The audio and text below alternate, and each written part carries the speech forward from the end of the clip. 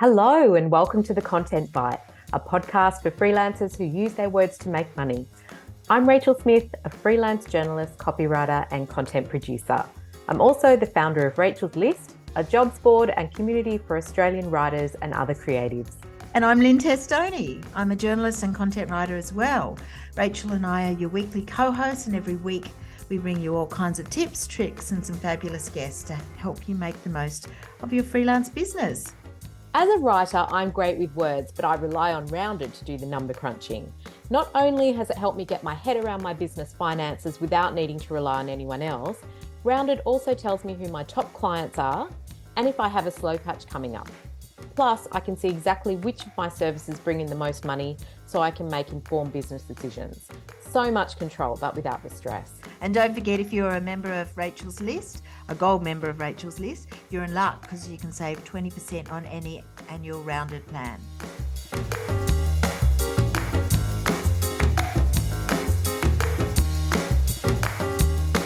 Hi, Rach. Well, we were talking about a topic that I know probably has you wanting to hide under the doona, putting yourself out there. And why you can and why you should, even if you're an introvert. Yes, I will admit we're polar opposites on this one. I've sat, in the audience watching you do your TEDx talk and thinking, I'm so glad it's Lynne up there doing the talk and not me. So you've ticked that off your bucket list. But I think for me, being visible, and that's, across the board on stage at the summit, I recently, did a lot of intros and things like that. Or being in Instagram videos, it doesn't come very naturally to me, I have to admit. Yeah, I think we've all got different comfort levels when it comes to how visible we are.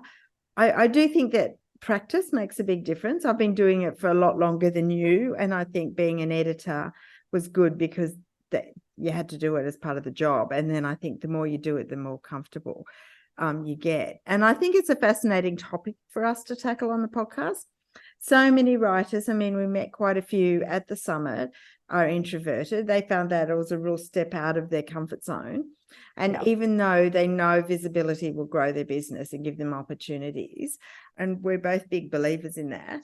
So, but I think there's something to be learned. What do you think? Absolutely. And we've got a cracking guest today to help unpack it all with us. It's personal branding expert Carlii Lyon, who's written The Introvert's Guide to Personal Branding. And funnily enough, she was not always so keen on being front and center, but we are going to get to all that. So why don't you introduce Carlii? I'd love to. For the past 15 years, Carlii Lyon has been shaping the reputations of remarkable individuals across the globe. She's a former international publicist. Her past clients include Miranda Kerr, New York Times bestselling authors, inventors, musicians, and even a British celebrity foot reader. I love my God. Today, Carlii is dedicated to helping individuals, executives, and entrepreneurs discover the power of reputation by proactively shaping their professional identities, communicating their value, becoming visible to the audiences that matter. Recognised as a thought leader on the topic, Carlii's been invited to speak to the teams of top 50 ASX listed companies and iconic brands internationally, including Financial Times, Spotify, GPT Group, Gilbert and Tobin, and L'Oreal, to name a few. She's a regular contributor to Forbes Australia on the topic of personal branding and has been featured in Smart Company, CEO Magazine, Sky News, and the Sunday Telegraph. From a high school dropout at 15 years, to proving wrong turns can lead to the right path, Carlii is passionate about sharing her story with students around the country at some of Australia's leading universities. So welcome, Carlii. Wow, welcome. Thank you so much to both of you for having me. It's so great to have you here. And you are well known, obviously, for many things, being a publicist to a famous foot reader, notwithstanding. I think you first got my attention with your Blackboard posts. I do love following Carlii on LinkedIn. Yeah, absolutely. But you're also on Instagram with the Blackboard posts. And I have to ask, it might burst the bubble, but I've talked to another branding expert about you and said, God, does she come up with all the messages and then do a photo shoot with like 50 messages that last her for weeks? And this branding expert said to me, no, she just does blank shots and adds the messages. Yes. But you know what? I'm really embarrassed to admit, in the beginning, when I first started doing the signs, we actually did put the letters on, and the photographer that I work with dreaded every time that we had a shoot because he knew that he'd have to sit there and put, manually put all of the letters on the board. But no, I have since discovered that you can do that all in Canva post. Yeah. So I just shoot with a blackboard. Much easier.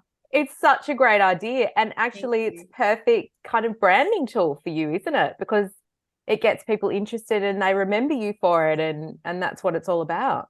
Yeah, well, and look, it's something that I always say to my clients. It all happened accidentally, and that's where I think experimenting comes into play and just being willing to try new things. And it was something that I just wanted to try. I love words, as I imagine your entire audience does as well. And sometimes it can just take a little quote or a few little words to completely change my thinking around something and change my day.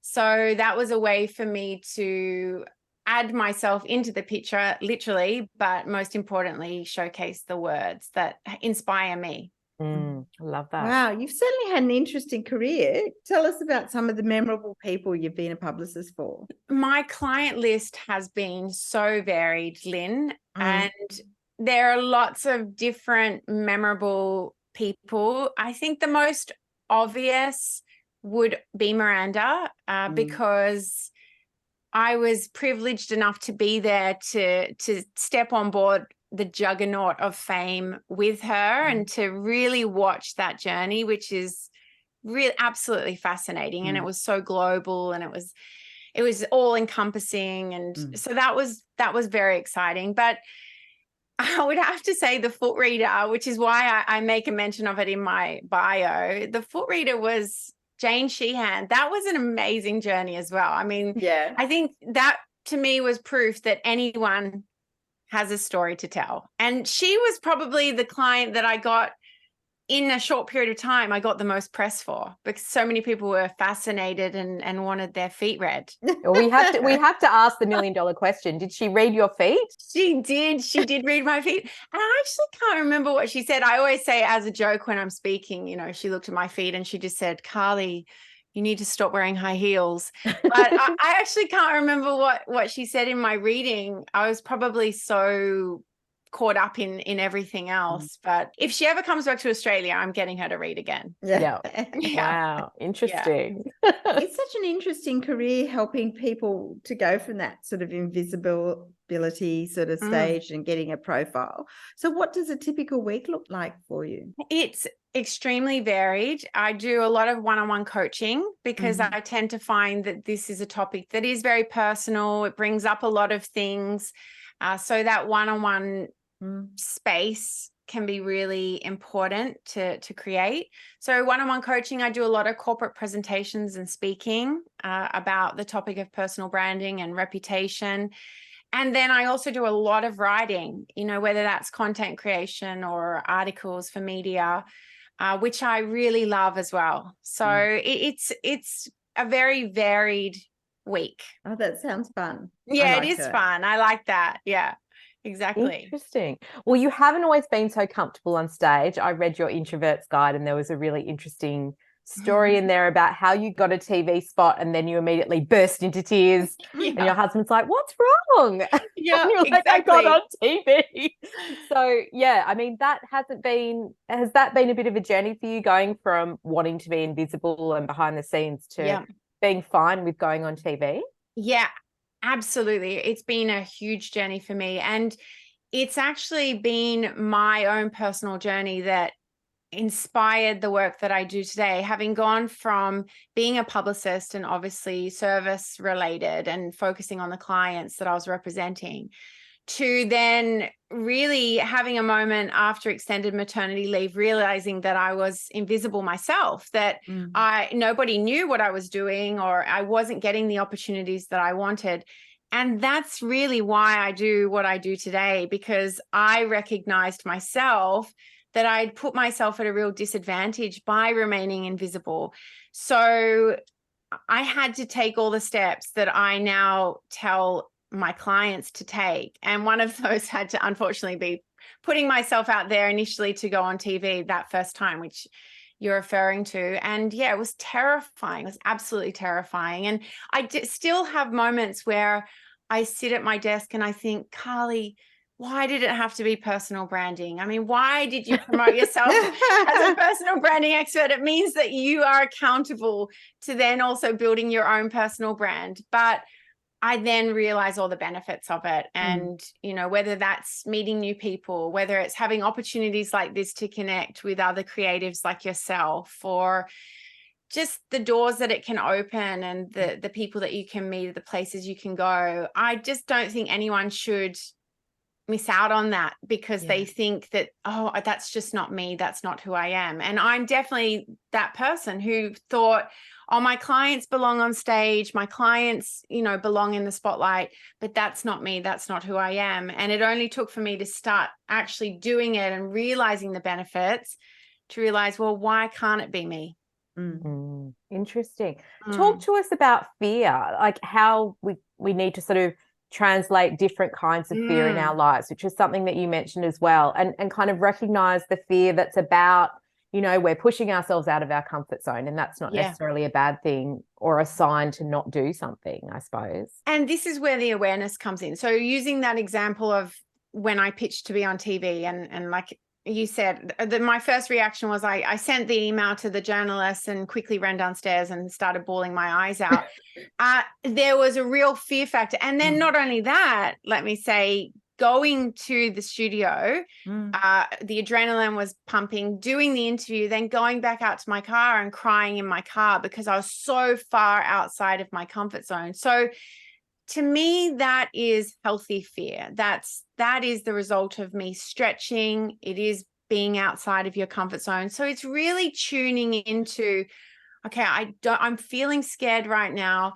Is this because I'm stretching and growing, or is this because someone is following me down a dark alley where I actually am in physical danger? So just having that reflection and internal dialogue is really helpful, rather than just feeling the fear and going, oh no, it's not me, I'm not meant to do it, so I'm just going to assume it's not the right time. Whereas one of the quotes that I live by now is that confident action comes before confident feeling. So rather than having this idea of, I'll do it when I feel confident and I don't feel that fear anymore, well, that's never going to exist. You have to take the confident action and then that confident feeling will follow. So that's the big difference. That's so interesting. So do you think that for a freelancer, and a lot of our listeners are the people who like to be in the back, not on the stage. Well, we're trained to be in the background, aren't we? 100%. Yeah, we are. Yeah. Do you think it's important for freelancers to become that visible and to get out there? 100%. If anything, they're precisely the people that need to be visible. I say that visibility leads to possibility.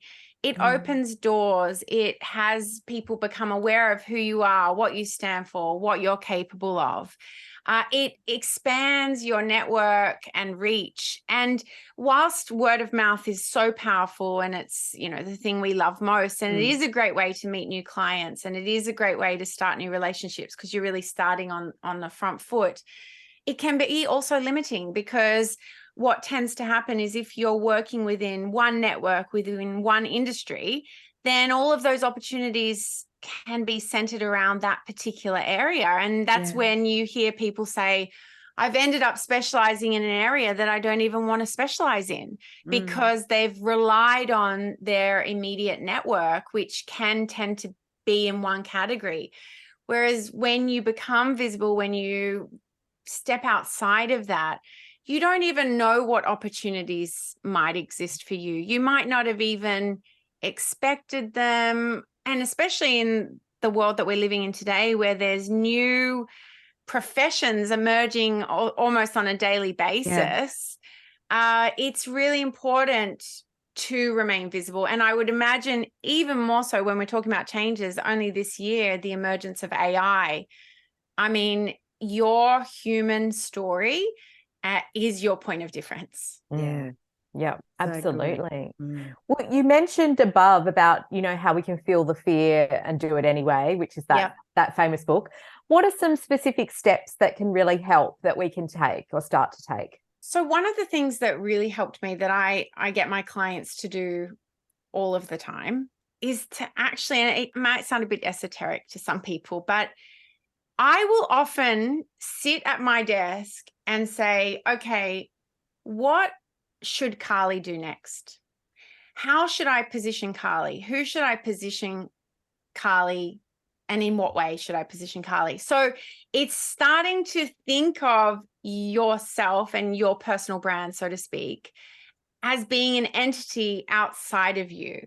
And what that allows you to do is to help step back and to have a more objective point of view. Because when we're in our own story, when we're in our own head, we're also battling all of the internal dialogue of, the assumptions that we have about ourselves, the negative feelings, the fear, our past experiences. So all of that's kind of circulating as we're trying to work out, well, what do I stand for? How do I want to put myself out there? Whereas even just taking that mental leap of thinking of yourself in the third person, even writing your bio in the third person, just really separating yourself from your story, it helps you to look at everything differently. So it's almost as if you become your client, which can be really powerful. So that's where I start to talk about self-promotion being quite selfless, because you're stepping outside of yourself and you're doing something in service of other people. Yeah. You're focusing on an audience and using yourself as a vehicle for that message, as opposed to being so tied to who you are. Interesting. It is really interesting. And that's sort of part of what we're going to ask you next, and talk about the difference between, there's this myth about us and them, confident people versus introverted types. I mean, obviously, as we said, I'm not an introvert. I'm always an extrovert. I get all my energy from people and being out there. So it's never been a focus for me. But I have had lots of people say to them, it's okay for you, Lynne. You could do that. It's different for me. But talk me through that, because I'd like to understand that better. Well, firstly, I think that might also come back to your point of saying the practice piece. Like, you've had a lot of time and experience to practice. So practice does 100% make a huge difference. The us and them is really this idea.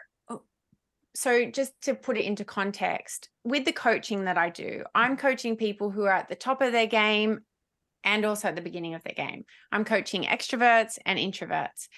And with that comes the privilege of stepping behind the scenes and really understanding who they are and how they feel about any particular thing.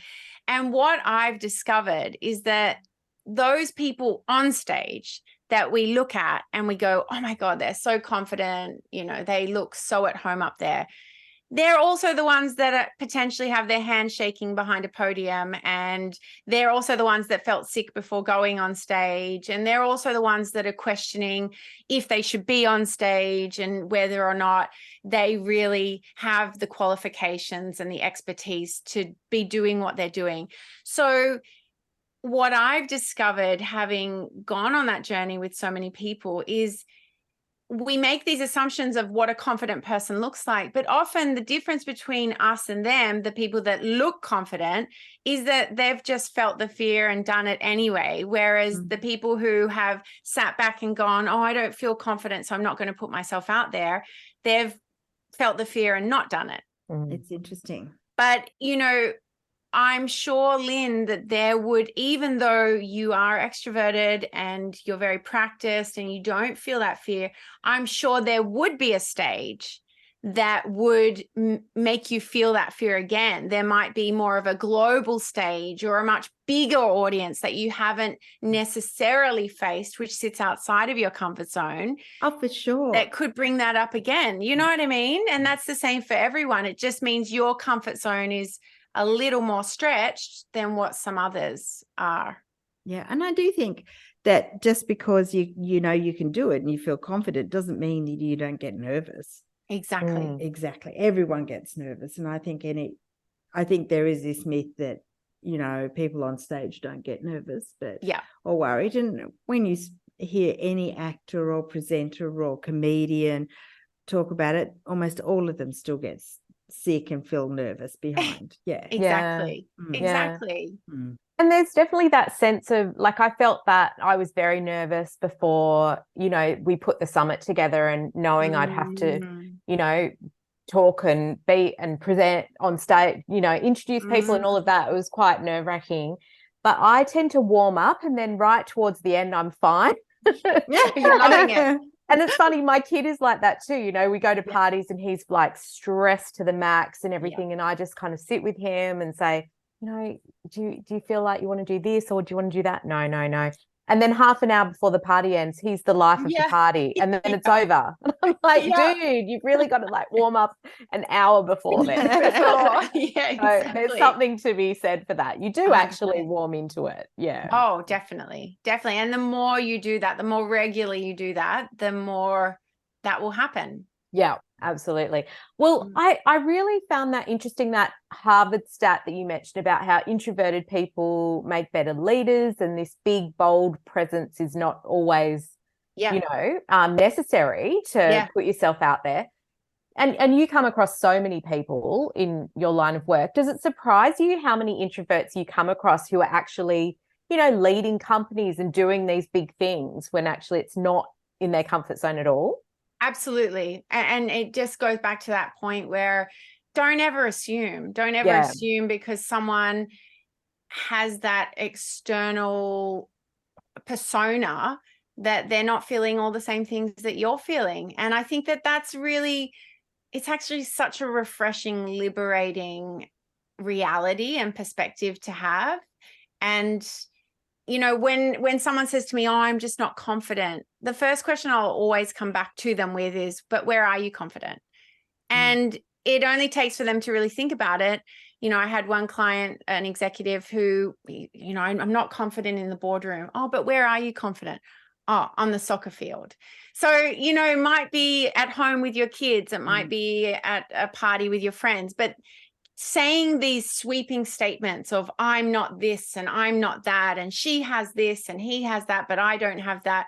Well, maybe sometimes it just takes for you to sit and think about, well, where do you have those things, and where are you choosing to exhibit them, and where are you not? And maybe that will help you work out, like you said, Rachel, how to get yourself into that zone and prep yourself before you're actually in those high stakes moments. Yeah, tapping is a good one. Oh, I've never done that before. Yeah. But my psychologist is very big on tapping when you're in an anxious moment.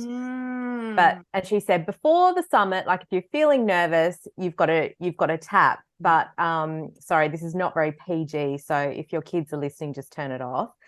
She said what you're going to do is you have to tap into the feeling that you're having. You don't tap on what you want to be feeling, because it doesn't work. You kind of have to tap in the feeling. So she said, if you're feeling this fuck, you tap on that, and it actually clears the stress. Oh, I love that. Yeah. And it did. I did it behind a pole and I was fine. So I love it. I'm so going to look into that. Yeah. Very good. Yeah, it's good. Because the interesting thing about introverts versus extroverts, which I think can be quite polarizing, it doesn't matter whether you're an external thinking person or an internal processing person. I think the big thing that maybe introverts have over extroverts sometimes is that they're better listeners. Yep. And that they're not overwhelming. And if you are, speaking as an extrovert, always having to pull myself back to not being overwhelming and not being that big, loud presence. You've got to work hard at listening and being in the moment rather than imposing yourself. And that's such an interesting perspective, Lynne, that, you're working hard to rein it in a bit. Yep. And it just goes to show that, well, introverts need to work a little harder to put it out there a bit. Yeah. So both parties have to work on something in order to create that balance. And we both have, different, there's benefits in both situations. Mhm. Yeah, for sure. It's interesting because you're quite big on building your network through email introductions rather than networking. Do you want to talk us through that process and why you think it's so effective?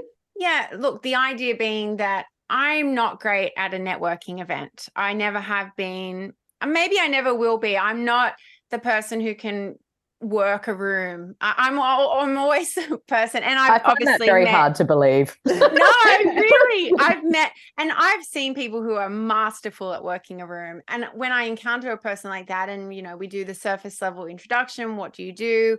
You know, why do you do it? Okay. And then they move on. And I'm always one standing there going, oh, they didn't like me. They didn't want to sit here and have a D&M with me. I tend to find what I prefer to do, because I do love meeting people. I love working with people, is introductions and one-on-one interactions work better for me. So whether it's through email, through a text, through a LinkedIn connection, that's really just the conduit. What matters is actually asking for those introductions. And I think that's where the important part of the puzzle comes in. You have to actually ask for the introductions, not wait for somebody to say, oh, you know, I know this person. I think that you two would get along really well, or that you could help each other. You have to proactively take the step to say, hey, you know, XYZ, do you think you can make the introduction for me? Because I'd really like to talk to them about ABC. And that sort of feeds into what you were saying earlier about how we can get stuck in our own little network instead of thinking of ways that we can expand out. And when we do expand out, that's where new opportunities are, new referrals are, people that we never would have expected would become an anchor client.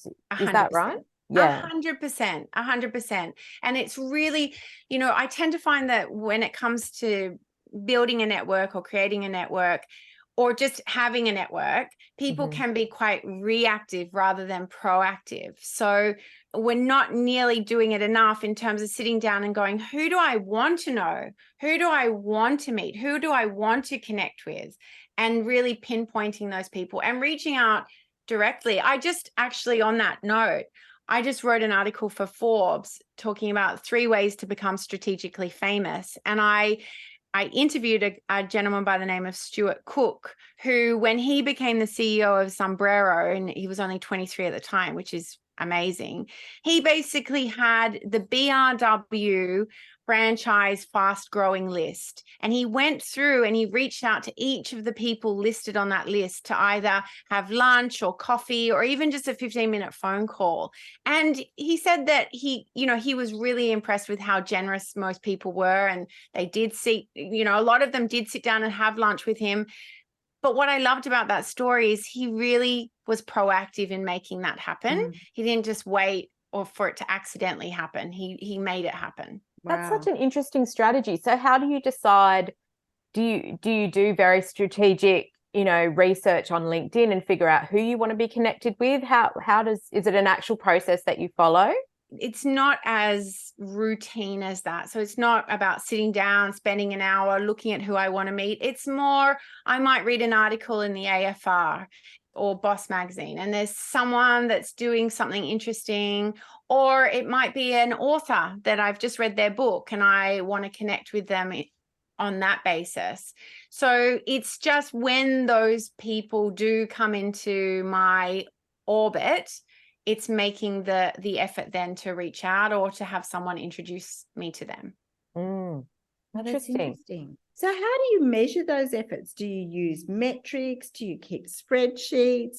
Like when you do the social, because you are really active on social, do you go, how do you use metrics? And do you think that helps you to make you more confident and more accountable? So I think the most important metric for anyone, and for anyone listening, the most important metric for you to follow is to look at, are you actually attracting the opportunities and the people that you want into your life and into your career? That's the metric you need to follow.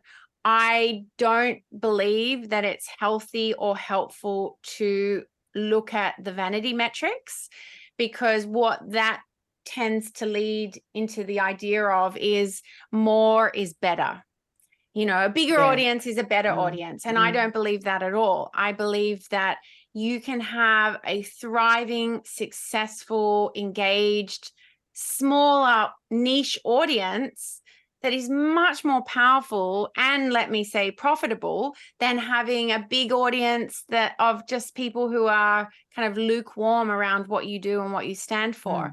I also think when you follow the vanity metrics, and I am guilty of doing this as well. I always find I almost know what I can post that will go not viral, but will perform well on LinkedIn, which is the platform I love most. But then that's not necessarily what I want to talk about. And then I do find when I do post about something I really want to talk about, even if it's not a very high performing post, I tend to connect and more opportunities come out of that. So the most important metric is, are you connecting with the right people and opportunities? And that should be the metric that you follow. That's great. Okay, talk to us about the introvert hangover, which is something I'm intimately familiar with. Do you still get it? Do you still like leave a TV interview and go and sob in your car, or are you all good now? I'm over the sobbing part. I'm sure there'll be something else that makes me sob, but 100% I still have the introvert hangover. So even this week I'm running one of my workshops, and I know after that workshop, it's an all-day workshop. After that workshop, I'm going to need to get into my pajamas after a hot bath and 5 cups of tea and just zone out on the couch and watch a period movie. So I know that that's going to happen. And I'll know I want to go for a massage and go and have a walk and, you know, do all the things that really fill my cup. And my husband knows that that's what happens to me. And so we were all on the same page with it. And it is really important to schedule that time for those sorts of things, because as an introvert, you know, my husband will always laugh whenever we've got one busy weekend. He was like, oh, you might need weeks to recover from it. Because for me, the weekend is all about just quiet walks in nature, reading my book, because I need that to recover, having been out talking to people all week. And I definitely get it. A lot of peopling, I feel like I'm a smartphone that needs to be plugged back in, you know, in a quiet home office. Yep, exactly. I need that after a period of intense peopling, and then I'm okay to go again. 100%. And it's just, if you know that about yourself, then you don't, well, first of all, you have to do it because you know that that's the only thing that's going to bring you back. But really scheduling that so that you've got that nice balance of putting yourself out there, but also honoring your introversion. And that is a part of who you are. It's a part of your makeup, and that's okay. It's a good thing. So yeah, it definitely exists. Yes. We talked a lot about your photos, which are wonderful, and everything with the blackboard. So one of the things we do see a lot, because we ask people for bio photos and headshots and stuff like that, that people don't always have great headshots and everything. And branding experts always talk about that. Do you want to talk us through why you think it's important and how often we should do it and invest in that sort of idea, photo shoots? Absolutely. And it is really, if there are 2 assets that you invest in, it is your profile shot and your bio. Because to that point exactly, Lynne, if you're offered any opportunity to put yourself out there, whether it's a podcast interview, whether it's even just an opportunity to an article that you're putting forward to the media, they're going to ask you for your bio and headshot. So your headshot is such an important part of the puzzle, especially in the digital age that we're living in. And there's been some fascinating research done in this area, actually just at UNSW under a gentleman by the name of Dr. David White. So what they found, and in his words, he says that your profile shot, especially in the age that we're living in today, will have a dramatic impact on who wants to work with you, who wants to invest in you, who wants to date you. You know, it's the first thing that someone is going to look at and judge you on. And it's pretty brutal how quickly they'll judge that photo. And it's the first thing they want to see, because we're wired to want to look for a face and connect with a person in that way. So it is vital that you get it right, and you do invest in making sure it is telling the story of who you are and what you want to stand for. And there's no right or wrong in that. So whatever it is you want to project, there's no right or wrong in. So I don't say to someone, oh, you've got to be completely formal and dressed up and wear makeup. And that's not what the point is. The point is that it's intentional and that it's shot well in terms of you're engaged with the camera, you've got good lighting. What's the background saying? Is it a studio shot, or are you wanting to use the background to tell more of the story of who you are? So it's about being intentional. Wow. Well, we try to ask all our guests about the software or tools they'd be lost without. Have you got a list of you know, services that you love, tools you love? I do. I love Later. So that's my scheduling app for social media. So Later, Calendly, I do all my appointment bookings on Calendly, and Zoom. I love Zoom. And I don't know if you both know this, but Zoom, in its settings, you can there's an option. It has touch up my features, and you can zoom it all the way to the top. So the filters on Zoom are amazing. And the only problem with that is I spend all day on Zoom, and then my corporate clients are on Teams. And I suddenly have to jump back down to reality and see what I really look like. Yeah. Oh my God. So that would be, those three are my mainstays. Yeah. It's a good tip. I like it. Yeah. So any final advice or tips for freelancers who want to get more visible and grow their businesses? Look, I think it just comes back to, I really think the most important, if there's one thing to remember from this conversation, it is that confident feeling comes only after confident action. Yeah. And for anyone listening who is introverted, which I would imagine that is a big part of the audience, writers tend to, I mean, it's a stereotype, but tend to be introverted. I would just say that. I would say, don't make the assumption that you can't do something until you try it. And, you know, surprisingly, I made the assumption that I could never be a speaker because I am introverted, and I just didn't think that would be me. But I'd much prefer to be on stage speaking than in the audience at a networking event. I'd much prefer to be in my zone, in complete control, you know, being able to completely control the message rather than being in the audience. So that's just one example of where my assumptions were completely wrong. Wow. How amazing. This has been really insightful, Carlii. Thank you so much for coming on. And tell our listeners where they can find out about you and connect with you. So my website, carliilyon.com.au. And then also LinkedIn. I love LinkedIn. It's my favorite place to play. So LinkedIn would probably be where you'll see a lot of what I do. Well, I certainly follow you on LinkedIn, and I really love all your insights and everything. It's really interesting. It's great. Thank you. I appreciate that. Thank you so much for having me on. That's okay. Amazing. Thank you so much. And that's the end of our show this week. But thanks to everyone who's listening. And don't forget, we love a review, don't we, Rach? We do. And it helps. And we'll put all the notes in the podcast app so you can connect with Carlii, find out a little bit more. Thanks again to our sponsors, rounded.com.au, because they're easy in accounting and invoicing software, and they're just made for Australian freelancers and sole traders. So go to rounded.com.au. Absolutely. We'll see you next week.